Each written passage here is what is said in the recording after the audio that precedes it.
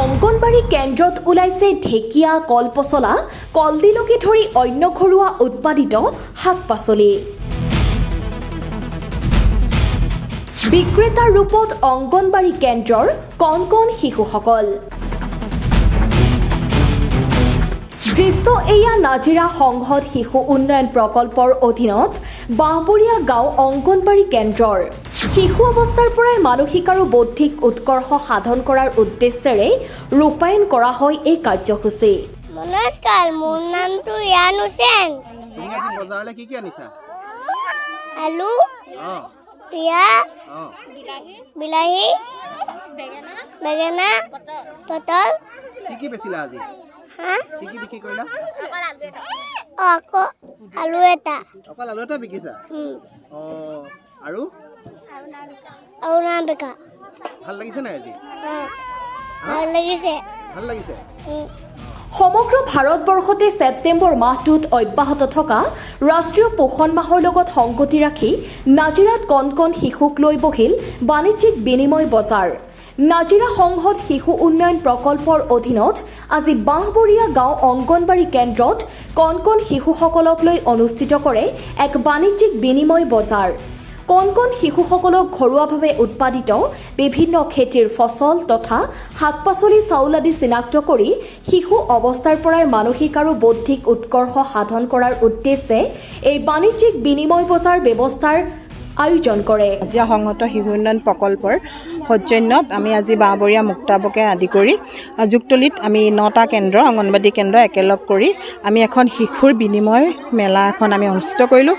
উক্ত মেলাত কণ কণ শিশুসকলে বহুখিনি আমাৰ গাঁৱলীয়া শাক পাচলি ফল মূল আদি ইয়াতে প্ৰদৰ্শন কৰি ৰাইজক পৰিপুষ্টি সম্পৰ্কে সজাগ কৰিছে যে পৰিপুষ্টি আমাক কিমান প্ৰয়োজন আৰু আমি দূৰলৈ ঢাপলি নেমেলি ঘৰৰ বাৰীখনতে কেনেকৈ আমি থলুৱা আমি কিছুমান শাক পাচলি উৎপাদন কৰি সেইবিলাকৰ পৰা আমি পৰিপুষ্টি পাব পাৰোঁ।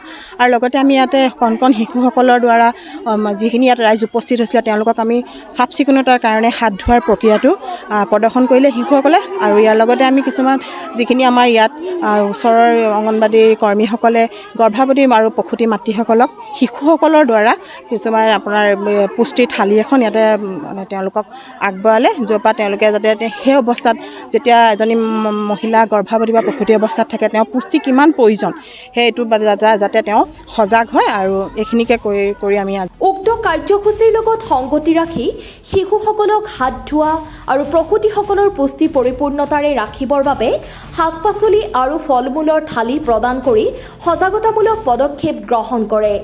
অংগনবাড়ী কেন্দ্ৰসমূহত অনুষ্ঠিত এনে অনুষ্ঠানবোৰে শিশুসকলক ভৱিষ্যতে বাণিজ্যিক দিশৰ যথেষ্ট জ্ঞান অৰ্জন কৰাটো সহায় কৰে।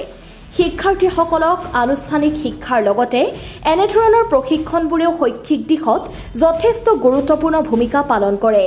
নাজিৰা সংহত শিশু উন্নয়ন প্ৰকল্পৰ অধীনত বাঁহবৰীয়া গাঁও অংগনবাড়ী কেন্দ্ৰৰ এই প্ৰশংসনীয় পদক্ষেপক অঞ্চলৱৰ্তী ৰাইজে আদৰণি জনাইছে।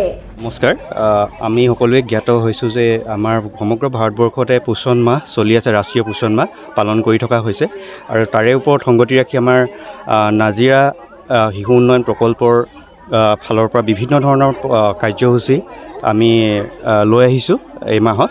আৰু আজি সেই পোষণ মাহৰ ওপৰতে সংগতি ৰাখি এখন মেলা ইয়াত বজাৰ বহোৱা হৈছিলে, য'ত কণ কণ শিশুসকলে বিভিন্ন ধৰণৰ স্থানীয়ভাৱে আমি যিখিনি পোৱা শাক পাচলি ফল মূল আছে সেইসমূহ ইয়াত প্ৰদৰ্শনীমূলকভাৱে ইয়াত বজাৰ বহুৱাই ৰাইজক সেইখিনি বিনিময় প্ৰথাৰ যোগেদি শাক পাচলিসমূহ বিনিময় কৰি তাৰ বিনিময়ত TLM টিচিং লাৰ্ণিং মেটেৰিয়েলছ বা খেলনা বস্তু হওক আমি তেওঁলোকক দিছোঁ।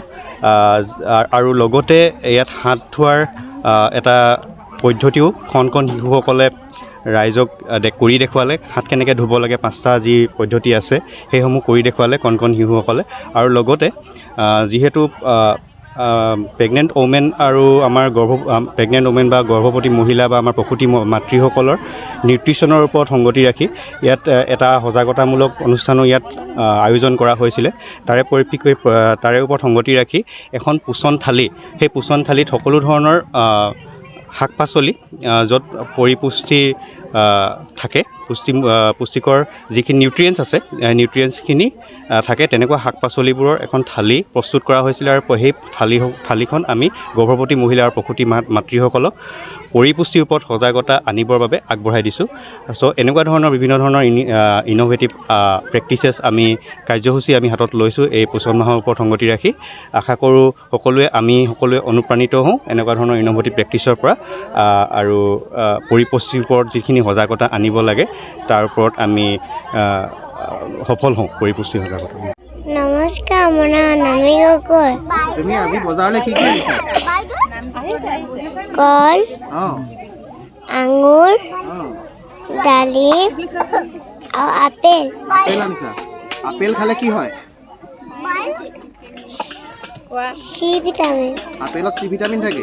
অঁ, তুমি কি বিক্ৰী কৰিলা আজি? অকল আপেল। অকল আপেল বিক্ৰী কৰিছা? অঁ, তোমাৰ ঘৰ ক'ত? নামাতি জখমদেং গাঁও। হয় নেকি? অঁ, তোমাৰ লগত কোন কোন আহিছে? মা আৰু মই। হয় নেকি? অঁ, আজি বজাৰত বহি কেনেকুৱা লাগিছে তোমাৰ? ভাল লাগিছে। ভাল লাগিছে? সকলোলৈকে আমাৰ এই ছেপ্টেম্বৰ মাহটো 1 তাৰিখৰ পৰা 30 তাৰিখলৈকে আমাৰ পোষণ মাহ হিচাপে সৰ্বভাৰতত মানে আমি বিভিন্ন ধৰণৰ কাৰ্যসূচী চলাই আহিছোঁ। সেই সূত্ৰে এই কাৰ্যসূচী সূত্ৰে আজি 20 তাৰিখে আজি 21 তাৰিখ আজি 21 তাৰিখে বাঁহবৰীয়া মুক্তাব অংগনবাদী কেন্দ্ৰৰ অধীনত আমাৰ এই স্থানীয় গাঁওসমূহৰ 910খন গাঁৱৰ পৰা শিশুসকলৰ কণ অংগনবাদী শিশুসকলৰ মাজত বাণিজ্য বিনিময় মেলা এখন, যিখন বিনিময় মেলাত আমাৰ ঘৰতে উৎপাদিত হোৱা পাচলি আৰু গাখীৰ আৰু কণী আৰু শাক এইখিনিসমূহ আমি সংগ্ৰহ কৰি তেওঁলোকক আনিবলৈ কৈছিলোঁ। সেই সূত্ৰে আজি আমাৰ ইয়াৰ কঠিয়ানীখনত বাঁহবৰীয়া গাঁৱৰ এখন আমাৰ ফিল্ডত আয়োজন কৰা হৈছে। সেই সূত্ৰে আজি আমি এই অনুষ্ঠান যুগুত কৰিছোঁ আৰু সেইকাৰণে আজি আমি এই কাৰ্যসূচী সফল ৰূপায়ণ হৈছে বুলি আমি সকলো ভাবিছোঁ আৰু আমাৰ আৰু কাৰ্যসূচী আছে, পৰৱৰ্তী কাৰ্যসূচী আমি চলাই যাম। নাজিৰাৰ পৰা দিলীপ হাজৰিকাৰ প্ৰতিবেদন, নিউজ 24 অসম।